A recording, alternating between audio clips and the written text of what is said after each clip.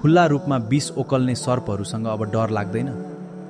डर त अमृत जस्तो बोलीभित्र विष लुकाउने मान्छेहरूसँग लाग्छ, किनकि सर्पको विष त शरीरमा लाग्छ, तर मानिसको छल र कपटले सिधै मनमा घाउ बनाउँछ। शत्रुबाट आएको चोट भन्दा पनि आफ्नो बनेर धोका दिनेहरूको चोट धेरै गहिरो हुँदो रहेछ। सर्पले एकपटक मात्र डस्छ, तर नक्कली आफ्नाहरूले हरेक पटक विश्वास डसिरहन्छन्। मानिसहरू आज पनि भन्छन्, तिमी त ठिक देखिन्छौ, तर कसैले देख्दैन भित्रभित्रै कति पटक म टुटेको छु भनेर। अनुहारमा मुस्कान छ, तर मनभित्र हजारौं प्रश्नहरू छन्।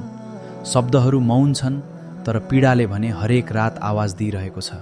समयले एउटा कुरा सिकायो, खुल्ला शत्रुभन्दा खतरनाक नक्कली शुभचिन्तकहरू हुँदा रहेछन्। त्यसैले अब शब्दभन्दा बढी व्यवहारमा विश्वास गर्न सिकेको छु, किनकि साँचो साथ दिने मान्छेहरू कम बोल्छन्, तर कहिल्यै साथ छोड्दैनन्।